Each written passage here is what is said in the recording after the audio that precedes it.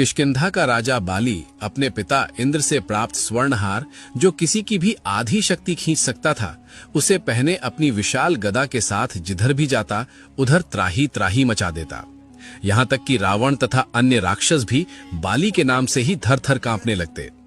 इस पर बाली को लग रहा था कि वो अजेय है, वो संसार में किसी को भी हरा सकता है, और इसी अहंकार में उसने महाबली हनुमान जी को युद्ध के लिए ललकारा और उनकी आधी शक्ति अपने अंदर खींचना शुरू कर दिया।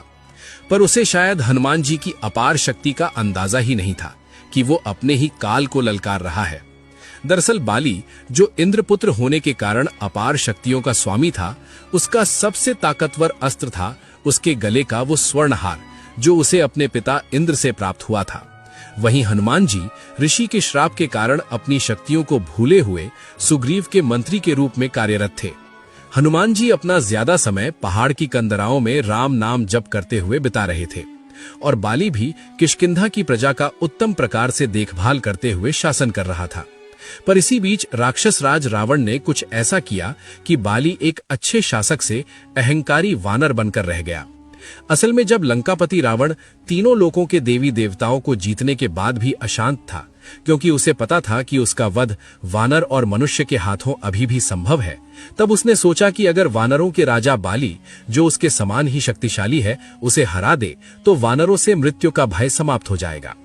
तब रावण अपने पुष्पक विमान से समुद्र तट पर संध्या वंदन कर रहे बाली के समक्ष पहुंचकर युद्ध के लिए ललकारने लगा। रावण ने सोचा कि वो आसानी से बाली को मार देगा, पर बाली ने अपना स्वरूप बड़ा किया और रावण को अपनी बाईं कांख में दबाकर संध्या वंदन करने लगा। संध्या वंदन के बाद भी बाली ने रावण को आजाद नहीं किया।